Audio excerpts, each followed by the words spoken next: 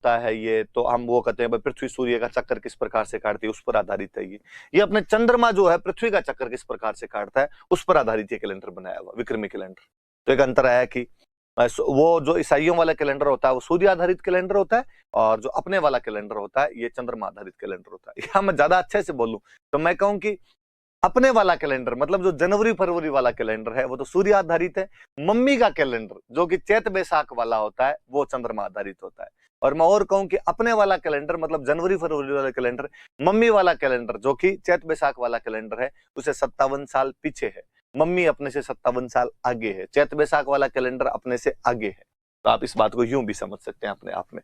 तो चंद्रमा आधारित कैलेंडर होता है। तो सुनना थोड़ी बात, ये जो चंद्रमा आधारित कैलेंडर होता है इनके अंदर जो महीना होता है वो 29.5 दिन का होता है, 29.5 दिन का एक महीना होता है। और इसीलिए हम अक्सर कई बार वो सुनते रहते हैं कि छठ सातम बेड़ी है, कि छठा दिन और सातवां दिन दोनों एक साथ आके इकट्ठे आ गए, बेड़ा मतलब इकट्ठे आ गए। कई बार आप पढ़ते हो कि आठम दो है, कि भाई एक ही तिथि को 2 बार गिन लिया जाना चाहिए, तो वो इस आधे दिन वाले चक्कर को पूरा करने के लिए ऐसा किया जाता है। वरना वो 29.5 दिन का महीना मैनेज कैसे किया जाए, तो या तो किन्हीं 2 को कई बार एक साथ जोड़ लेते हैं, कई बार एक को 2 बार गिन लेते हैं, तो राउंड फिगर के अंदर करने के लिए। इसमें यदि आप 12 महीनों में दिन देखेंगे तो दिन आएंगे 354 दिन आते हैं। उधर सूर्य वाला कैलेंडर होता है, अपने जानते हैं कि उसके अंदर 365 दिन होते हैं, वो 365 दिन का साल होता है, और ये जो होता है ये 354 दिन का साल होता है। मैं लगभग राउंड फिगर में वापस बात करूं तो मैं कहूं कि इन दोनों के बीच में 10 दिन का गैप है, कि मम्मी वाला कैलेंडर मतलब चैत बैसाख वाले कैलेंडर में 354 दिन होते हैं, अपने वाला कैलेंडर मतलब जनवरी फरवरी वाला जो कैलेंडर है इसमें 365 दिन होते हैं। मतलब अपने वाला कैलेंडर और मम्मी वाले कैलेंडर के बीच में 10-11 दिन का डिफरेंस रहता है। राउंड फिगर में बात करें तो 10 दिन का डिफरेंस रहता है। मतलब एक साल के लिए विक्रमी कैलेंडर और ईसाइयों वाला कैलेंडर मतलब ईसवी कैलेंडर, जनवरी फरवरी वाला कैलेंडर दोनों मिलाए जाएं तो विक्रमी कैलेंडर में 10 दिन कम पड़ जाएंगे, शॉर्ट पड़ जाएंगे।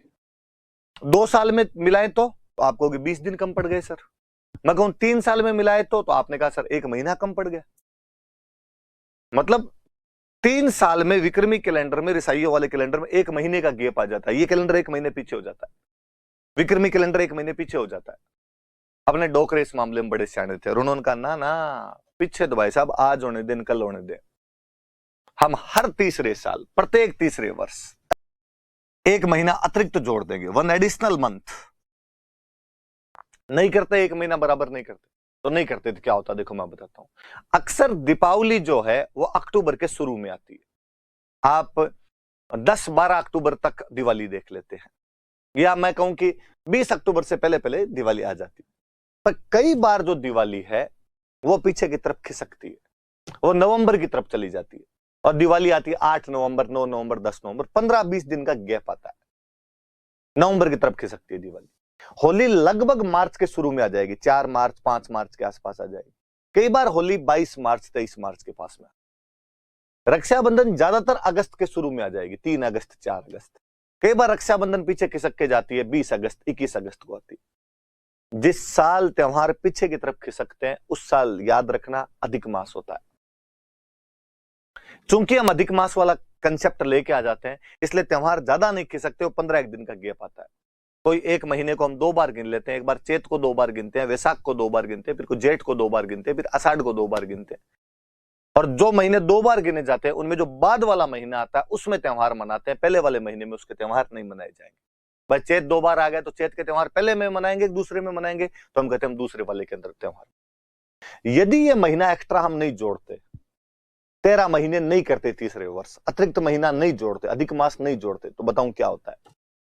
दिवाली एक बार आती है अक्टूबर में, 2-3 साल बाद में आती नवंबर में, थोड़े दिन बाद में आती दिसंबर में, थोड़े दिन बाद में आती जनवरी में, और एक दिन आपको ऐसा लगता है कि आप मध्य गर्मी में जून के महीने में पटाखे छोड़ रहे हैं, ग्लोबल वार्मिंग में और ग्लोबल वार्मिंग बढ़ा रहे होते आप। और मुझे लगता है ये तो कुछ भी नहीं है। आपके साथ बुरा तो तब होता जब आप दिसंबर के महीने में ठिठुरती हुई सर्दी में रजाई ओढ़ के सो रहे होते और आपका कोई दोस्त आप पर ठंडे पानी की बाल्टी ला के डालता और आपको बोलता कि बुरा ना मानो होली है, और आपको लगता है बुरा क्यों ना मानू, मानना चाहिए पूरा पूरा, ठंड के अंदर ठंडा कर दिया, होली खिसकने लग जाती। हमारे बड़ के कितने इंटेलिजेंट थे भाई साहब, त्योहार मौसम के अनुसार खिसकने नहीं चाहिए, उसके आसपास ही रहने चाहिए। इसलिए कहा गया कि प्रत्येक तीसरे वर्ष जो है वो 1 महीना अतिरिक्त जोड़ दिया जाए, जिसको कि हम क्या कहते हैं, अधिक मास कहते हैं। पर यदि आप गांव में पूछोगे, पंडित जी होते हैं गांव में तो ये सब बताने वाले, पंडित जी से पूछो कि पंडित जी अधिक मास क्यों आता है, तो पंडित जी कहेंगे कि धरती पे जब पाप बढ़ जाते हैं तब भगवान अधिक मास का कंसेप्ट लेके आते हैं, अधिक मास कर देते हैं। तो पंडित जी ने पाप को दूर करने के लिए क्या करें, तो पंडित जी ने कहा पाप दूर करने के लिए भगवान ने कहा कि दान पुण्य करने चाहिए। ठीक है पंडित जी, तो दान पुण्य किसको करें, पंडित जी हंस के कहते हैं कि किसका है इंतजार, मैं हूं ना आपके लिए, दान पुण्य मुझे दिए जाए। गांव में अपने ये कंसेप्ट है। हो सकता है अपने में से कुछ लोग कह देंगे ब्राह्मणों ने साहब अपना धंधा बना रखा है और पाप वाप वाली ये सब चीजें बना दी, इन्होंने अपनी तरफ से जोड़ दी, कोई पाप